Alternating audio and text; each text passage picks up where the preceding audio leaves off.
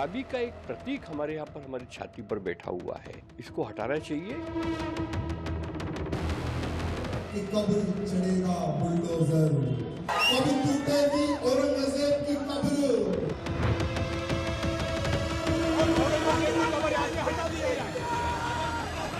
कि कब्र से ज्यादा जरूरी जो औरंगजेबी सोच है उसको हटाने की है।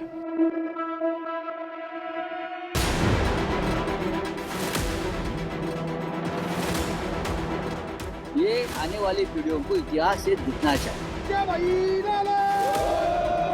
पण एक वचन तुम्हाला निश्चितपणे देतो, महाराष्ट्रामध्ये औरंगजेबाच्या कबरीचं महिमा मंडन होऊ देणार नाही।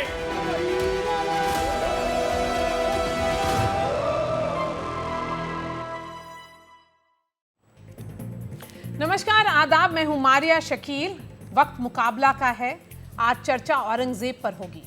अगर मैं कहूं कि औरंगजेब जिंदा है तो आप थोड़ा परेशान हो जाएंगे, हैरान होंगे, लेकिन हकीकत यही है कि 1707 में जिसकी मृत्यु हुई वो सियासत में फिर से जिंदा हो गया है और पिछले कुछ दिनों से लगातार जिंदा है। सियासी तौर पर उसे कब्र से निकाला गया है और उसकी कब्र को तोड़ने और हटाने की मांग हो रही है। औरंगजेब की कब्र महाराष्ट्र के संभाजी नगर में है। हिंदू संगठन मांग कर रहे हैं कि उसे वहां से हटाया जाए। उस पर बुलडोजर चलाने की भी मांग हो रही है।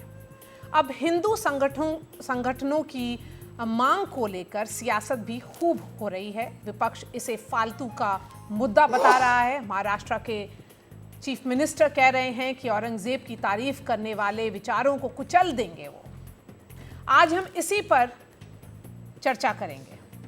हमारे साथ मेहमानों का बड़ा पैनल है। भाजपा से अपराजिता सारंगी हैं और कांग्रेस से सुप्रिया श्रीनेठ। लेकिन सबसे पहले ये रिपोर्ट देखिए।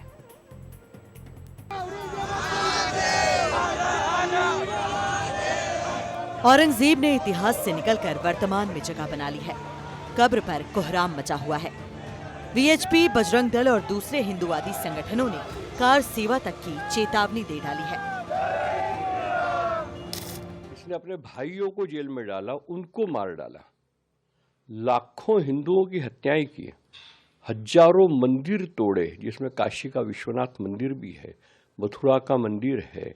इतना क्रूर शासक जो यहाँ पर था, उसको यदि कुछ लोग महिमा मंडित करने का प्रयत्न करते होंगे, उसको अपना आइकॉन बनाते होंगे, उसको अपना हीरो समझते होंगे, तो ये तो नहीं चलेगा।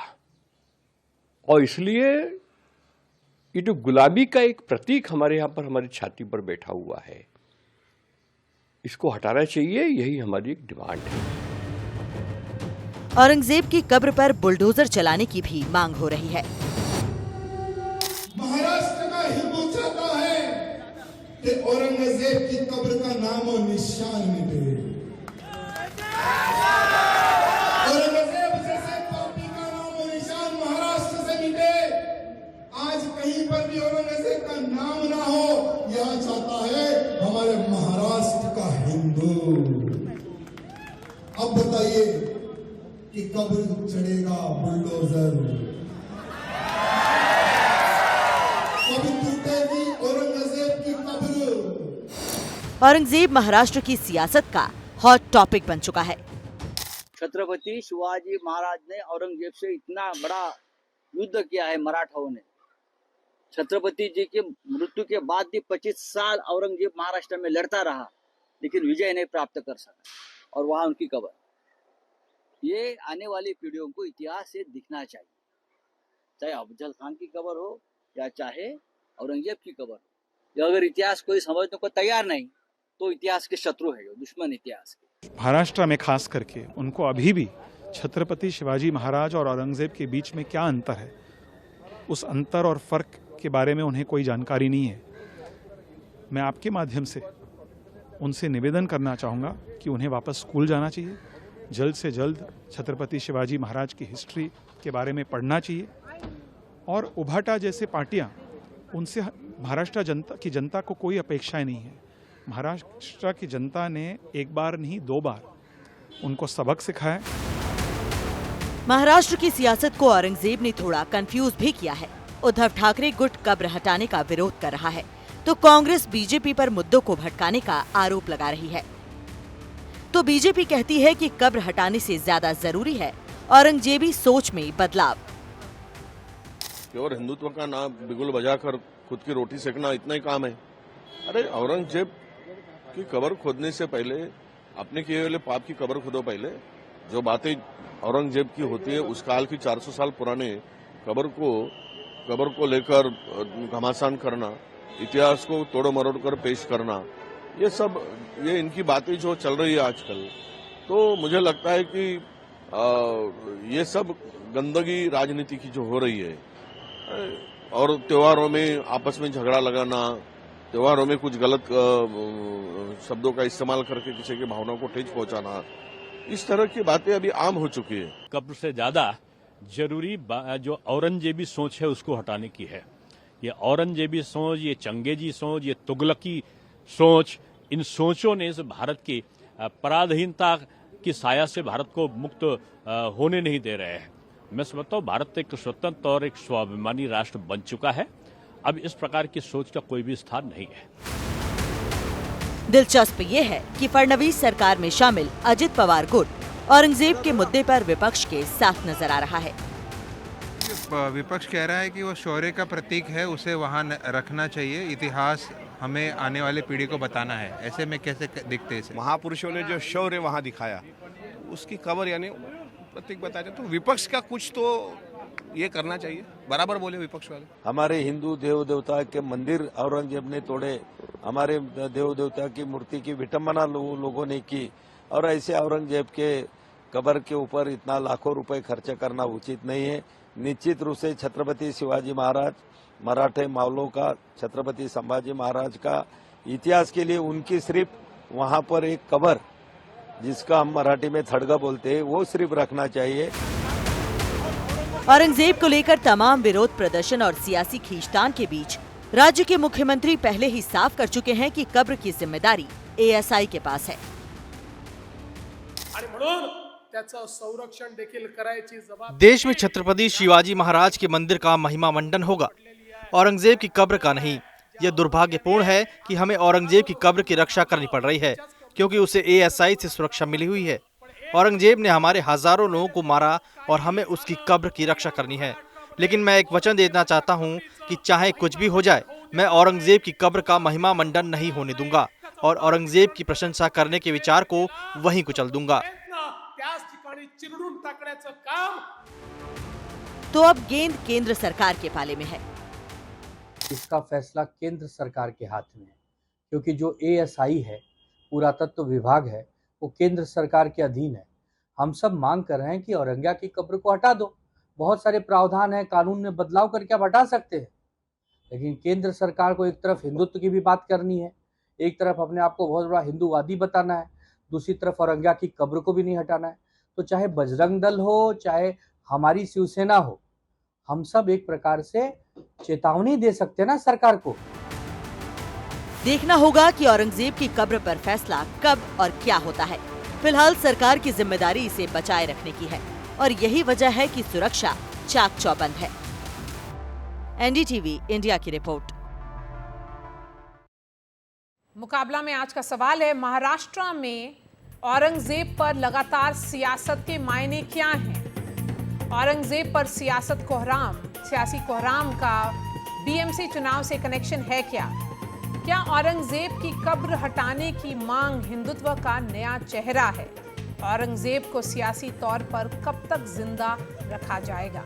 हमारे साथ यहाँ पर स्टूडियो में मौजूद है रामकृपाल सिंह, जो वरिष्ठ पत्रकार हैं, अपराजिता सारंगी, सुप्रिया शिनेट जुड़ गई हैं, कृष्णा हेगड़े प्रवक्ता हैं शिवसेना के, मनोज काका प्रवक्ता हैं समाजवादी पार्टी से, और डॉक्टर ओम जी उपाध्याय हैं डायरेक्टर ICHR के, और आचार्य प्रमोद कृष्णन हमारे साथ जुड़ गए। मैं पहले उनके पास जाऊंगी।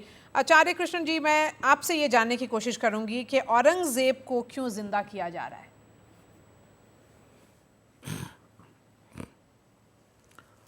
देखिए, किसी के जिंदा करने से कोई जिंदा नहीं होता है और किसी के मारने से कोई मरता नहीं है।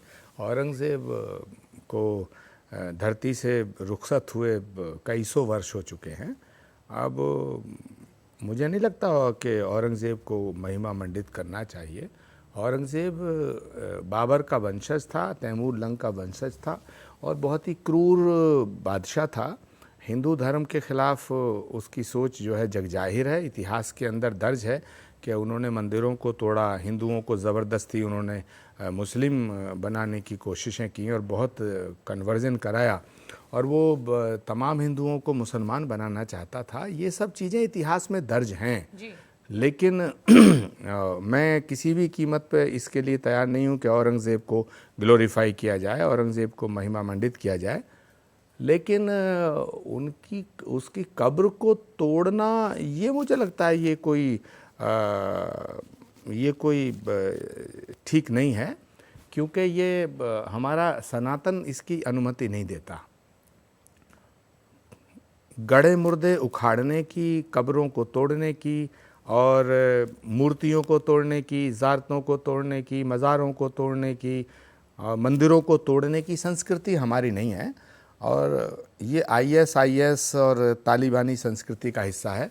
तो मुझे लगता है कि औरंगज़ेब की कब्र को तोड़ना सनातन इसकी अनुमति नहीं देता। और हम मुर्दों से क्यों लड़ें? हमारी लड़ाई मुर्दों से थोड़ी है। भारत के शौर्य, भारत का पराक्रम, भारत की जो बहादुरी है, भारत की जो संस्कृति है, भारत की जो सभ्यता है, जो दुश्मन भी अगर मर जाए तो उसका हम सम्मान करते हैं और हम उसके पार्थिव शरीर से भी हम कोई बदतमीजी और उस तरह का व्यवहार नहीं करते हैं। तो ये हमारा भारत है।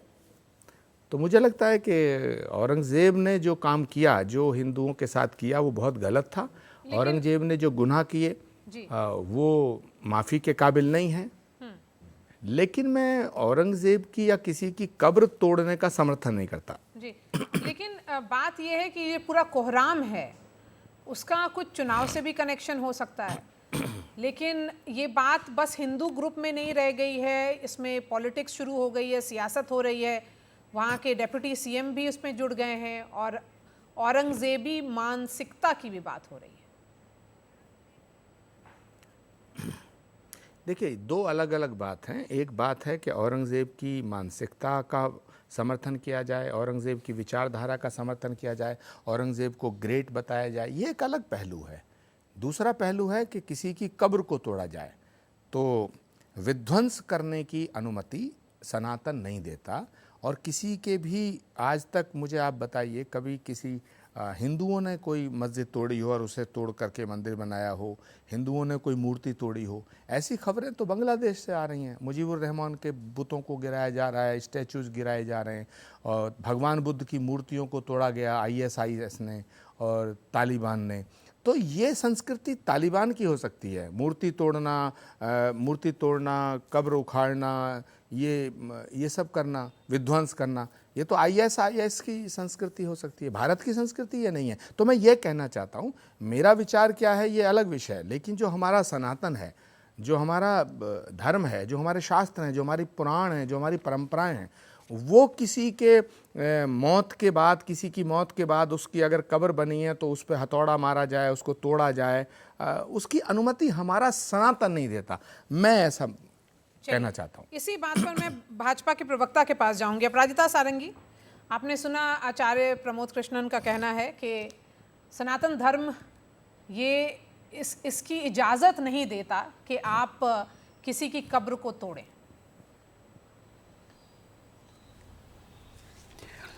आप सबको मेरा नमस्कार।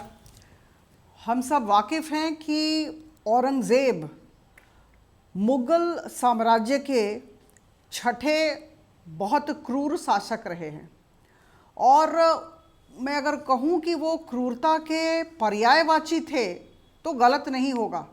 और मेरे पास एक फहरिस्त है, एक तालिका है, जिसे अगर आप सुनेंगे या फिर जो भी इतिहास के विद्यार्थी हैं वो जानते होंगे, निश्चित तौर पर हम कह सकते हैं कि औरंगज़ेब का जो कार्यकाल था उसमें हर जगह क्रूरता ही देखने को मिली, एक। और दूसरा, मंदिरों को ध्वस्त किया गया। तीसरा, हजार लाखों लोगों को कन्वर्ट किया गया, इस्लाम में परिवर्तित होने के लिए बाध्य किया गया। और मैं कह दूं कि महिलाओं और बच्चों को भी नहीं छोड़ा गया। आपको पता है कि उन्होंने अपने भाई दारा शिकोह की हत्या करवाई थी 1659 में, और याद रखें कि शाहजहां जो उनके पिता थे उन्हें 8 वर्ष तक कैद में रखा था। मैम, हम और लोग तीसरी बात मैं कह दूं कि हिंदुओं पर इतना बड़ा औरंगजेब की अत्याचार हुआ क्रूरता, था कि जजिया सबको टैक्स पता है कि वो उन्होंने बहुत ही लगाया था क्रूर 1 पर 1। नेता थे और बहुत ही क्रूर शासक थे, लेकिन मेरा सवाल ये है कि आज की तारीख में आप उनको क्यों जिंदा कर रही हैं सियासत करके? कब्र तोड़ने की बात क्यों कर रही है भाजपा? नहीं, देखिए, मैं कहना चाहती हूँ जो विधायक महोदय ने इस बात को उठाया है वो बिल्कुल सही उठाया, गलत नहीं उठाया, ये मैं निश्चित तौर पर कहना चाहूँगी और उनका समर्थन करूँगी। लेकिन उसके साथ साथ कहना चाहूँगी कि हमारे महाराष्ट्र के मुख्यमंत्री ने जो कहा, देखिए, हमें जब सरकार चलानी होती है तो लॉ एंड ऑर्डर को देखना होता है। Law and order is a state subject, और उन्होंने सही कहा कि यह ASI प्रोटेक्टेड मॉन्यूमेंट है, और ASI प्रोटेक्टेड मॉन्यूमेंट है, संरक्षण में है, इसलिए किसी भी तरह का कार्य राज्य सरकार या केंद्र सरकार की तरफ से तब तक नहीं होगा जब तक कानून इसकी सिफारिश नहीं करती है या कानून इसकी अनुमति नहीं देती है।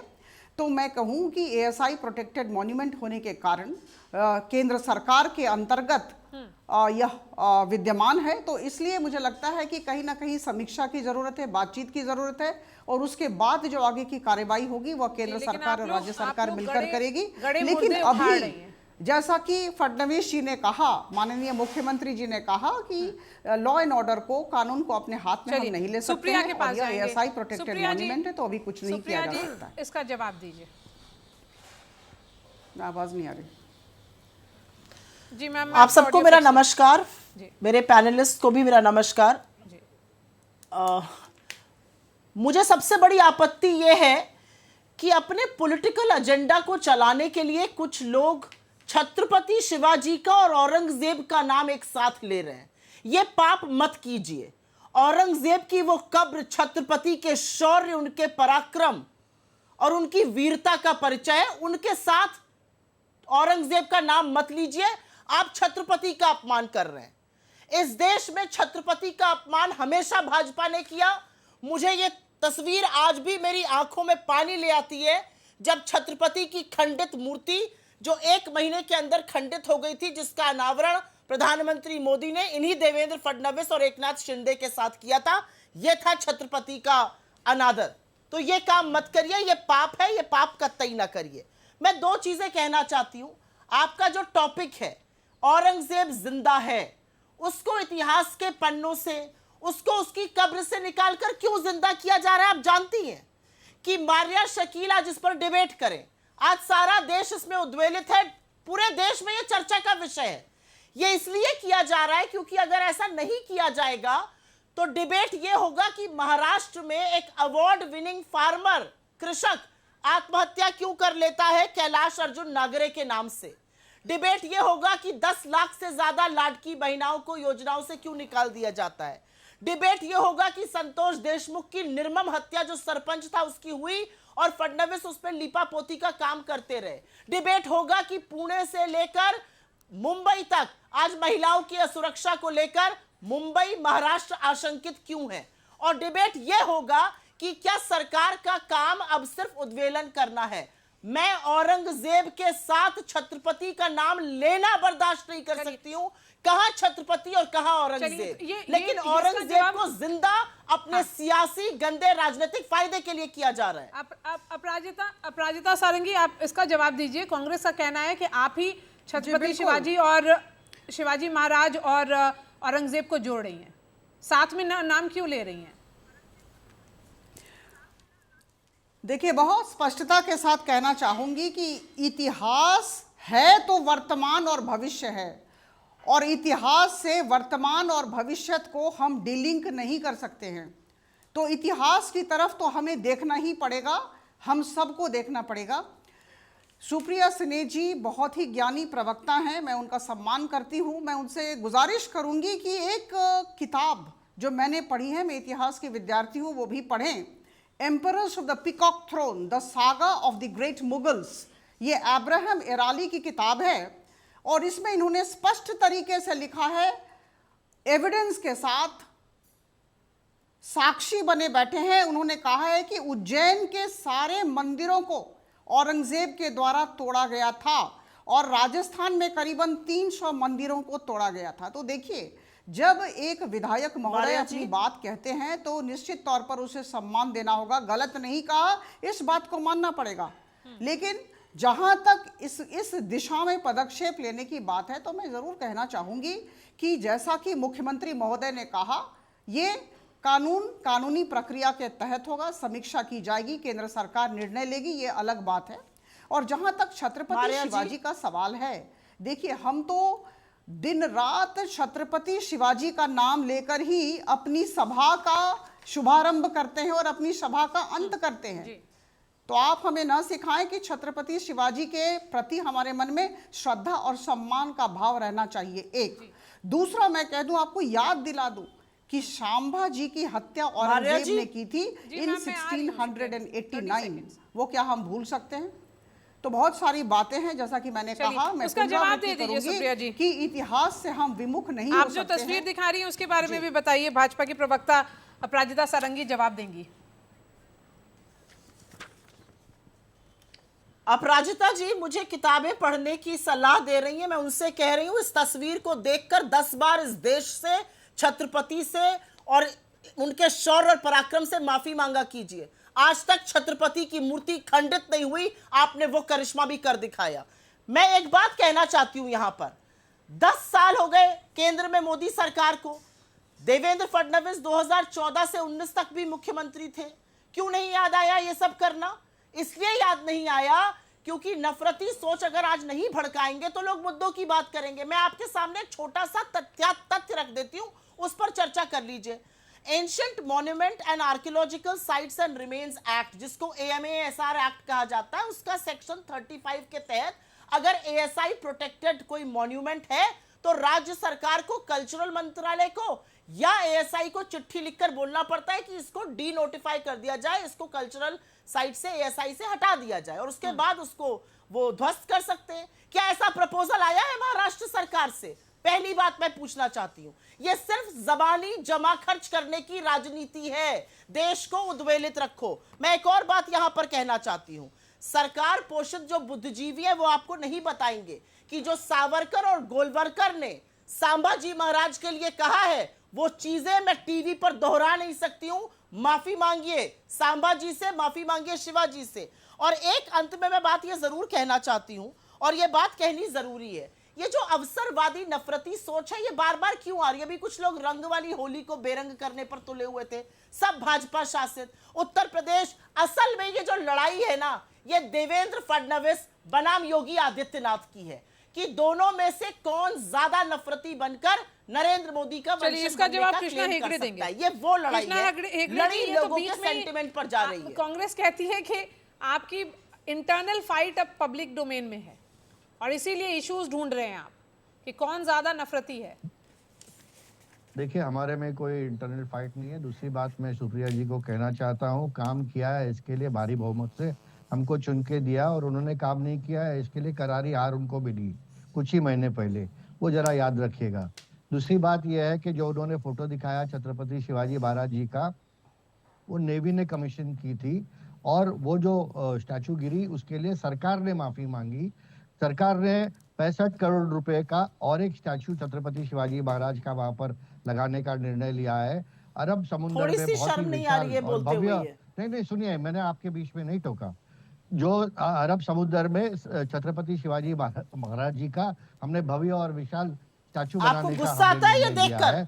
आपका खून खोलता है ये देखकर? मेरा खोलता है, मुझे गुस्सा आता है, मैं अपमानित महसूस करती हूँ, और मुझे ऐसा लगता है इस देश के प्रधानमंत्री कोई नहीं, उनके घटक दलों को भी बार बार माफी मांगनी चाहिए। आपको दिखानी नहीं चाहिए, क्योंकि जब गणपति बप्पा है उसके जो मूर्ति अगर टूटे हुए वो नहीं दिखा सकते हैं। इसी तरह आप छत्रपति शिवाजी महाराज जी का ऐसा फोटो नहीं दिखाते। आप छत्रपति शिवाजी महाराज का अपमान कर रहे हैं।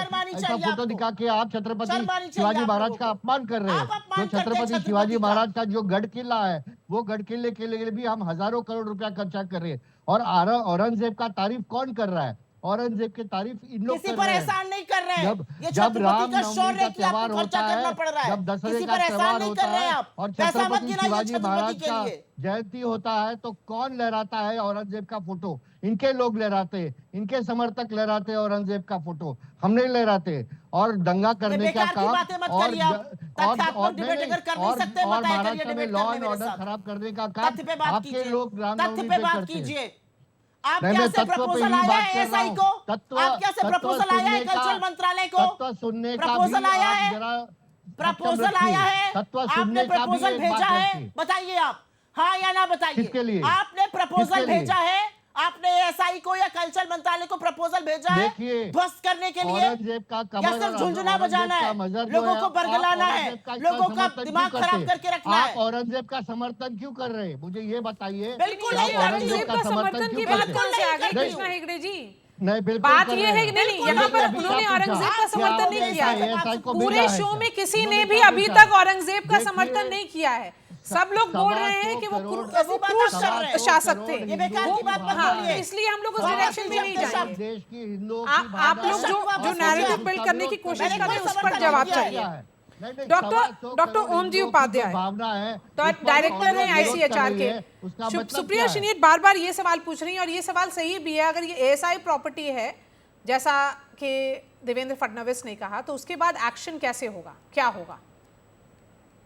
देखिए मारिया, एक तो ये कि इसमें कोई शक नहीं है, मैं आपके प्रश्न पे आने से पहले बस 2 लाइन में अपनी ये बात कह लूं कि भारत के इतिहास में अगर आप देखेंगे तो सर्वाधिक क्रूर, बर्बर और जिसने इस देश की आत्मा पर, जिसने इस देश के मर्म पर प्रहार किया, ऐसा शासक औरंगजेब है। इसमें कहीं कोई मुझे इतिहास के विद्यार्थी के रूप में संशय नहीं है। चाहे अपने भाई दारा सिकोह की हत्या की बात हो, गुरु तेग बहादुर की 5 दिन तक तड़पा के हत्या की बात हो, संभाजी के नृशंस हत्या की बात हो, 2000 सतनामियों की हत्या की बात हो, गोकुला जाट की हत्या की बात हो, और वहां से चलिए और 1665 के बाद जो उसके फरमान है जिसमें वो कभी गुजरात के सभी मंदिर तोड़ने का हुक्म दे देता है, कभी कालका जी मंदिर, कभी काशी विश्वनाथ मंदिर, कभी केशवराय मंदिर, कभी उज्जैन के सारे मंदिर, कभी बंगाल के सारे परगनाओं के मंदिर, कभी मारवाड़ के सारे मंदिर, और ये जो उसने आत्मा पर प्रहार किया देश के, तो असली खतरा तो औरंगजेबी मानसिकता है। अब रही दूसरी बात कि उसके कब्र को तोड़ने की बात, तो या उसके कब्र को खोदने की बात, तो देखिए मैं इस बात से एकदम निश्चिंत हूं, या ये बात मैं मानता हूं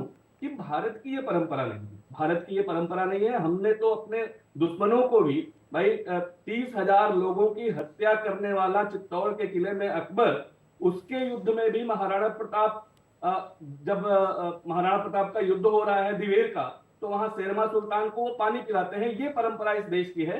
लेकिन अगर कोई ऐसी बात होती है तो आर्कियोलॉजिकल सर्वे ऑफ इंडिया का, कल्चर मिनिस्ट्री का ऑर्गेनाइजेशन है, उसकी एक बहुत स्थापित प्रक्रिया है। उस प्रक्रिया के तहत ही चीजें आगे बढ़ती हैं और बढ़नी चाहिए। दूसरे मुझसे अगर आप व्यक्तिगत रूप से पूछेंगे तो मैं सिर्फ ये मानता हूं कि ऐसे लोगों का महिमा मंडन नहीं होना चाहिए। और बार बार ये बात आ रही है ना कि जिंदा कर दिया उसको। जिंदा किसने किया मारिया जी? आप एक बार देखिए ना, उसको जिंदा किया अबू काजमी ने, उसको जिंदा किया इमरान मसूद ने। अबू काजमी ने स्टेटमेंट नहीं दिया होता, उसका महिमा मंडन नहीं किया होता, तो कौन बात कर रहा था औरंगजेब पे? औरंगजेब पे हम इतिहास के विद्यार्थी के रूप में काम तो करते हैं, ढेर सारी किताबें आती हैं उसके ऊपर, लेकिन आज जो सियासी ये हलचल पैदा हुई है, ये पैदा तो उसी ने किया, अबू काजमी के स्टेटमेंट के बाद हुआ है। दूसरी बात, मतलब जो आप पूछ रही हैं अभी आज, तो मैं लेकिन इसमें सियासत अगर आ गई है तो किसी को तो फायदा हो रहा होगा। किसको फायदा हो रहा है, यही मैं सवाल मनोज काका से पूछूंगी। आप बताइए किसको फायदा हो रहा है? आपको फायदा हो रहा है?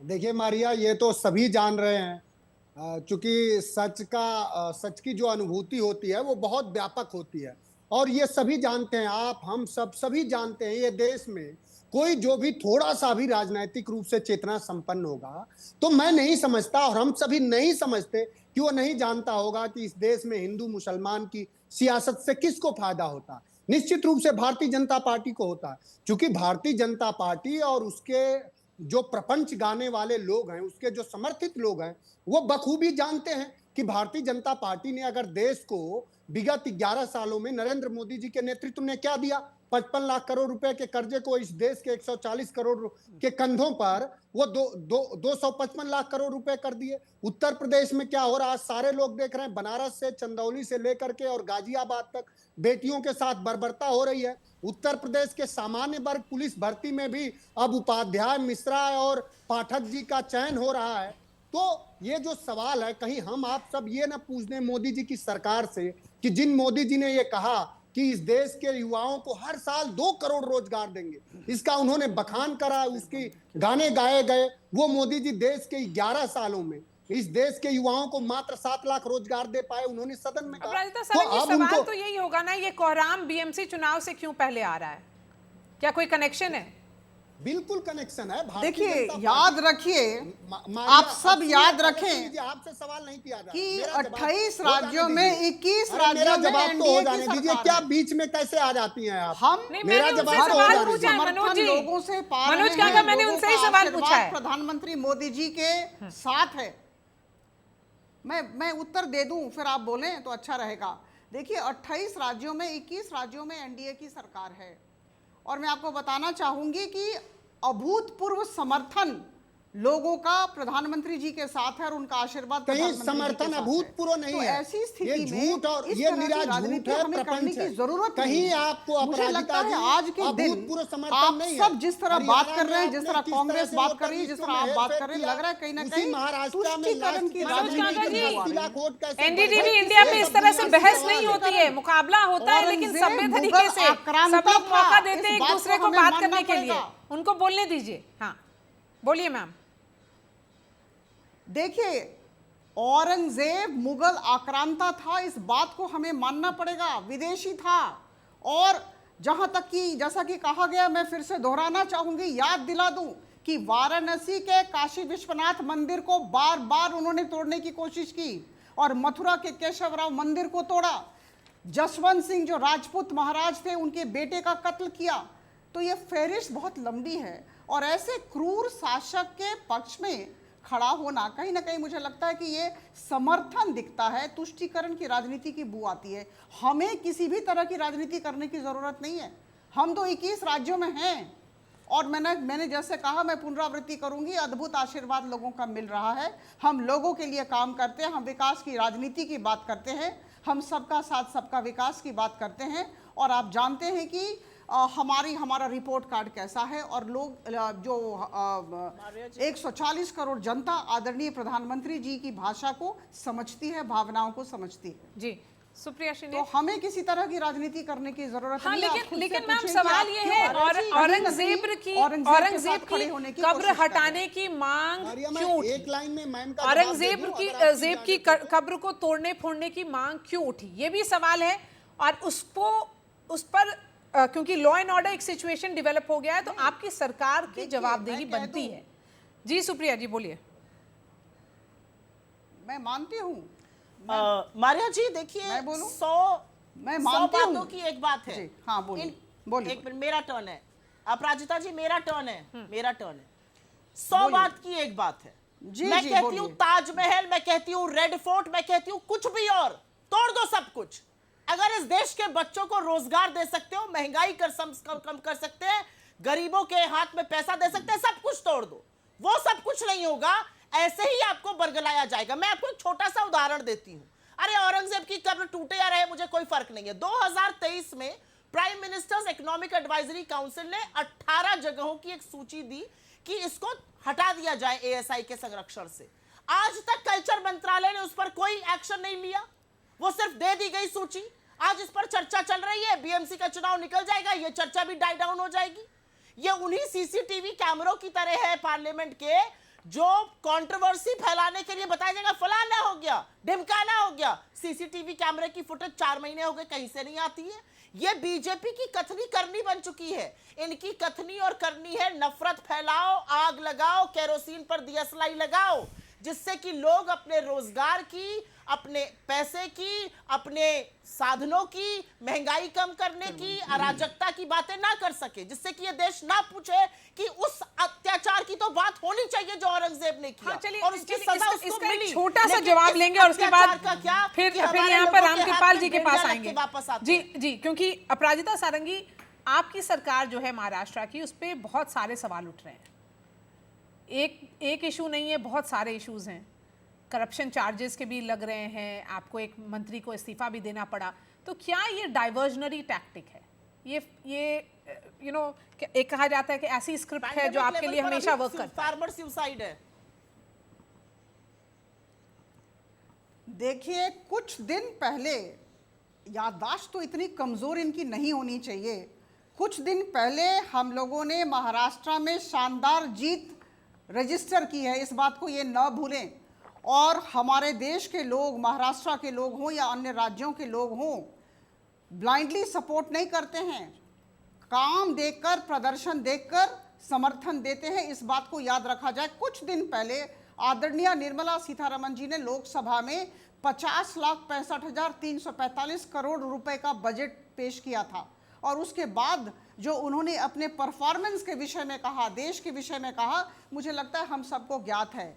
और ये इस रिपोर्ट कार्ड को सुनने के बाद भी अगर आप कहेंगे कि हमारी अर्थव्यवस्था पर प्रश्न चिन्ह लगाएंगे, अगर आप अन्य बातों को लाएंगे, तो यह हास्यास्पद ही है। मैम बात सुन लीजिए, लगातार ये जो इस तरह की बातें ये कर रही है, अर्थव्यवस्था पर प्रश्न चिन्ह लगाना हास्यास्पद है। लोग आर्थिक तक 19 लोग अरे भाई, तो आप अगर समझना नहीं चाहती हैं या अगर सुनने की धैर्य नहीं है, तो हम क्या करें? आप प्लीज रिवाइंड करिए और मैडम निर्मला सीतारमण जी का जो वो स्पीच है लोकसभा में दिया हुआ स्पीच वो सुने। आपके जितने प्रश्न हैं उसके उत्तर आपको मिल जाएंगे। हर एक क्षेत्र में हम आगे बढ़ते जा रहे हैं, और इसी वजह से मैंने कहा मैं आगे बढ़ूंगी क्योंकि रामकृपाल जी ने यहाँ पर कुछ भी नहीं बोला है। उनके पास जाएंगे। रामकृपाल जी, देखिए मारिया जी, आप शुरू में जब इंट्रोड्यूस कर रही थी तो आपने एक वाक्य कहा था कि क्या इसका राजनीति से भी कोई, यानी चुनाव से भी कोई रिश्ता है? तो मैं कह रहा था अब इतना सब कुछ आपने देख लिया तो राजनीति से ही है। हाँ, नहीं, मैं कहता हूँ भी नहीं ही है। देखिए, उपाध्याय जी ने एक बात कही थी, और आज जो जिस पर हम वाद विवाद कर रहे हैं कब्र पर, वो औरंगजेब का ये जो इशू उठा है कब से उठना शुरू हुआ? आप देखिए, विधानसभा का चुनाव खत्म होता है, सरकार बनती है, और विधानसभा के बाहर औरंगजेब का नाम उछलता है। अबू आजमी ने जो भी कहा हो उस पर होता है और पूरा हंगामा मचता है। अब ये देखिए, आज जहां हम पहुंचे हैं उसका एक्सटेंशन है। और ईमानदारी की बात यह है कि दोनों पार्टियां, अभी देखिए आप सारे प्रवक्ता मेन सवाल से हट करके तमाम दुनिया भर का भारत पर निबंध लिखने की कोशिश सब लोग कर रहे हैं कि अर्थव्यवस्था ऐसी गड़बड़ हो गई, फलाना ऐसा हो गया। तो तय जान लीजिए कि जो एक पोलराइजेशन पिछले तमाम चुनावों के दौरान रहा है, उसे और मजबूत करने की दोनों पक्षों की तैयारी है। दोनों पक्षों, इसलिए कह रहा हूं कि एक तरफ तो यह है जिसको विपक्ष कह लीजिए, उसको ये लग रहा है कि जो गया सो गया, जो बचा है उसको संभालो, आप समझ लीजिए। और दूसरी तरफ से है कि जो ये हो रहा है, बहुत सारे और भी मुद्दे होते हैं जिन पर वोट होता है, लेकिन अब कहीं ना कहीं लोगों ने देख लिया है कि ये जो मुद्दे ऐसे हैं, इमोशनल होते हैं, इनको उठाते रहिए। न्यूज़, आप भी इतने दिनों से पत्रकार हैं, मैं भी पत्रकार हूँ। हमारे यहाँ एक चीज़ होती थी, कोई स्टोरी अगर आज फाइल की जाती है तो सबसे पहले संपादक पूछता था व्हाई टुडे, आज इसका रेलेवेंस क्या है, न्यूज़ पे क्या है। यानी आज मैं मानता हूँ आपकी खबर सही होगी, औरंगजेब वो था, लेकिन आज औरंगजेब को उठाने का क्या है? याद कीजिए 90 से जो राजनीति चली वो बाबर के नाम पे, आज 2025 में औरंगजेब के नाम पर। कुल मिलाकर के पोलराइजेशन है। अगला बीएमसी इलेक्शन है, और सब लोग ये देख रहे हैं कि जो ये छोटे होता है वहाँ एक पूरा यूनाइटेड ग्रुप बहुत बड़ा उलटफेर करता है। और जिस तरह की वहाँ पॉलिटिक्स हो रही है अलग अलग ढंग से, तो पूरे के पूरा मेरा ये कहना है कि राजनीति, और जो लोग ये कह रहे हैं कि आपने ऐसा क्यों नहीं किया, भाई देखिए वो ASI प्रोटेक्टेड मॉन्यूमेंट है, वो उसकी सुरक्षा करना राज्य सरकार की जिम्मेदारी है। वो देखिए ये सब चीज़ें पॉलिटिकल बहस हो रही है, उस पर अगर कुछ भी होगा तो वो कानून और न्याय के तहत ही कोई फैसला हो सकता है। अपराजिता सारंगी और सुप्रिया श्रीनेट दोनों को स्क्रीन पे लाइए, दोनों से यही सवाल होगा, क्या ये पोलराइजेशन की पॉलिटिक्स आपको बेनिफिट करेगी? अपराजिता पहले आपका जवाब, फिर सुप्रिया के पास। 30 सेकेंड है दोनों के पास। अपराजिता आपके पास पहले। मैंने कहा, मैं पुनरावृत्ति करूंगी कि भारतीय जनता पार्टी की तरफ से किसी भी तरह की राजनीति नहीं की जा रही है। जो सत्य है उसका उन्मोचन किया जा रहा है। अगर एक आक्रांता हमारे देश के मंदिरों को ध्वस्त करे, अगर उसका महिमा मंडन हो, अगर हजार लाखों लोगों को कन्वर्ट करे इस्लाम में और हर तरह की हत्याएं करवाए और उसका महिमा मंडन हो, निश्चित तौर पर हम उसका विरोध करेंगे और हमें करना चाहिए। सुप्रिया और जी। जो नहीं करेंगे वो निश्चित तौर पर तुष्टीकरण की राजनीति कर रहे हैं। बहुत स्पष्टता के साथ तो तुष्टीकरण की राजनीति आप कर रही हैं सुप्रिया जी। मुझे ढेले का फर्क नहीं पड़ता है कि औरंगजेब की कब्र रहे या ध्वस्त हो जाए, लेकिन हाँ मुझे यह फर्क पड़ता है कि मेरे देश के 19 लोग रोज आर्थिक तंगी की वजह से आत्महत्या कर रहे हैं और बीजेपी उसको हास्यास्पद बता रही है अर्थव्यवस्था पर चर्चा करना। मुझे फर्क पड़ता है कि देवेंद्र फडणवीस को अपनी कुर्सी सीमेंट करने के लिए, क्योंकि खींचातान तो वहां पर भी है, शिंदे वर्सेस फडणवीस, सबको पता है कि फडणवीस वर्सेस योगी आदित्यनाथ चल रहा है, सबको पता है। उसके चलते महाराष्ट्र में जो हो रहा है, किसान की आत्महत्या आज कोविड के लेवल पर पहुंच गई है महाराष्ट्र में। आज असलियत यह है कि सरपंच की दिन दहाड़े हत्या हो जाती है और बीजेपी के मंत्री को रिजाइन करना पड़ता है, धनंजय मुंडे को। यह असलियत है महाराष्ट्र की। महाराष्ट्र की यह असलियत है कि लाडकी बहना का झुंझुना दिखाया और आज 20 लाख लाडकी महिलाओं को निकाल दिया योजना से। इन सब चीजों का जवाब कौन देगा? मुझे इससे फर्क पड़ता है। औरंगजेब से क्या फर्क पड़ता है मुझे? औरंगजेब की लेकिन औरंगजेब को जिंदा करने में दोनों पार्टीज का रोल है, महाविकास अघाड़ी हो या महायुति, तो इसलिए सवाल ये भी रहेगा कि क्यों जिंदा किया जा रहा है चुनाव से पहले। हमारे साथ जुड़ने के लिए बहुत बहुत शुक्रिया अपराजिता सारंगी, सुप्रिया श्रीनेत, कृष्णा हेगड़े, मनोज काका, डॉक्टर ओम जी उपाध्याय और यहाँ पर राम कृपाल जी। बात यहीं तक, कल फिर आएंगे और एक नए शो पर मुकाबला।